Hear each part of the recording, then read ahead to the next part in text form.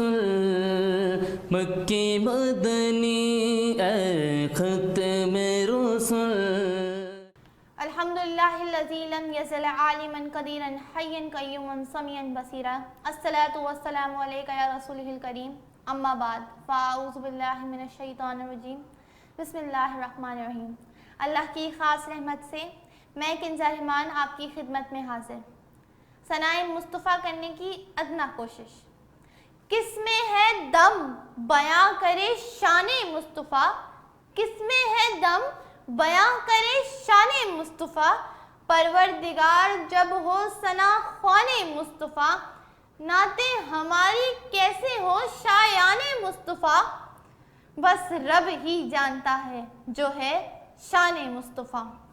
میرے پیارے ساتھیوں، آج آپ کی سوچ کے دھارے ایک اہم نقطے کی طرف مبذول کرانا چاہتی ہوں کہ انبیاء اور رسول اس دنیا میں تشریف لاتے ہیں اور پھر ان کے فیوز و برکات ظاہر ہوتے ہیں، لیکن وہ ہستی محتشم نور من نور اللہ کے فضائل و کرامات ہیں کہ ان کی پیدائش بشری سے پہلے ہی وقوع پذیر ہونا شروع ہو جاتے ہیں۔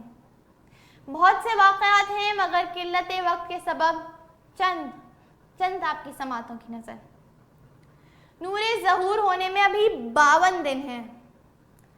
ابرہہ جو بادشاہ حبش نجاشی کا یمنی گورنر ہے، کعبۃ اللہ کو مسمار کرنے کی طفلانہ کوشش لے کر کعبۃ اللہ کی طرف روانہ ہوا۔ حضرت عبدالمطلب اسے تنبیہ کرتے ہیں، وہ باز نہیں آتا۔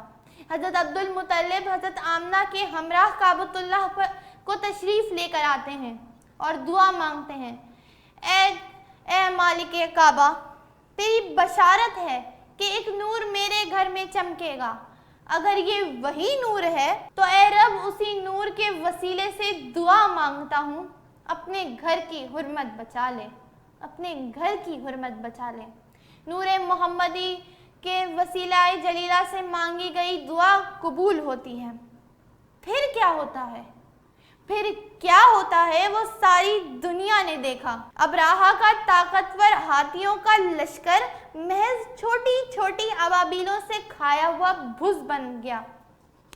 خیر یہ تو بہت بعد کی بات ہے سامعین کرام، جب یہ کائنات معرض وجود میں بھی نہ آئی تھی، موت، زندگی، جنت، دوزخ کچھ نہ تھا، تب بھی منظر یہ ہے سامعین محترم کے عالم ارواح و انبیاء و رسول کا اجتماع کا، اور پروردگار میثاق النبیین فرما رہا ہے، عہد لے رہا ہے۔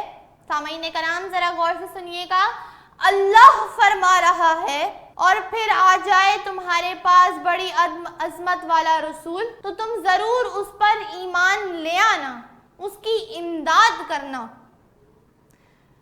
اور پھر تمام انبیاء اور رسول کا یک بیک اقرار فرمانا۔ اللہ فرماتا ہے، اب ایک دوسرے کے گواہ بن جاؤ اور میں بھی تمہارے گواہوں میں شامل ہو جاؤں گا۔ سبحان اللہ، کیا شان ہے میرے آقا کی، سبحان اللہ۔ میرے عزیز ساتھیوں، یہ ہے پہلی محفل میلاد جسے منعقد کرنے والا خود رب تعالی، جسے سننے والے انبیاء و رسول اور جسے پڑھنے والا خود کائنات کا خالق۔ تو ثابت ہوتا ہے، یہاں پر یہی ثابت ہوتا ہے کہ میلاد پڑھنا سنت الہی اور میلاد سننا سنت انبیاء ہے۔ الصلاۃ والسلام علیک یا رسول اللہ۔ لاکھوں فرحتیں اس گھڑی کی فرحت پر قربان کہ جس گھڑی میرے حضور پر نور صلی اللہ علیہ وآلہ وسلم نے اس دنیا کے ظلمت کدے کو روشن فرمایا۔ کروڑوں مسرتیں اس ساعت کی مسرت پر قربان کہ جس ساعت میں سرکار اطہر صلی اللہ علیہ وآلہ وسلم نے اس جہاں کے ویرانے کو روشن فرمایا۔ ازل سے ابد تک کل شادیاں اس شادی مولود پر فدا، اول سے آخر تک کل عیدیں اس عید میلاد محمد پر نثار، کیونکہ وہ سلطان کونین پیدا ہوا ہے، کہ خود خدا بھی اس کا شیدا ہوا ہے۔ کسی کی صدا آئی یہ ختم رسل ہیں، کسی نے بولا یہ سردار کل ہیں، کوئی بولا گلزار وحدت کے گل ہیں، کسی نے پکارا یہ خضر سبل ہیں، پوچھا گیا اے خدا کون ہے یہ، ندا آئی یہی تو خضر سبل ہیں، ندا آئی یہی تو مختار کل ہیں۔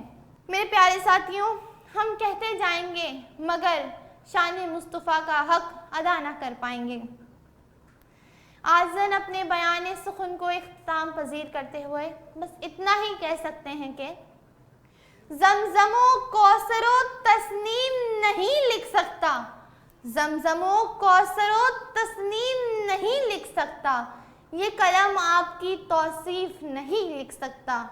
شاعری کے کئی دیوان تو لکھ لیں لیکن شاعری کے کئی دیوان تو لکھ لیں لیکن آپ کے نام کا ایک میم نہیں لکھ سکتا، آپ کے نام کا ایک میم نہیں لکھ سکتا۔ وما علینا الا البلاغ المبین۔ اے ختم رسل مکی مدنی، اے ختم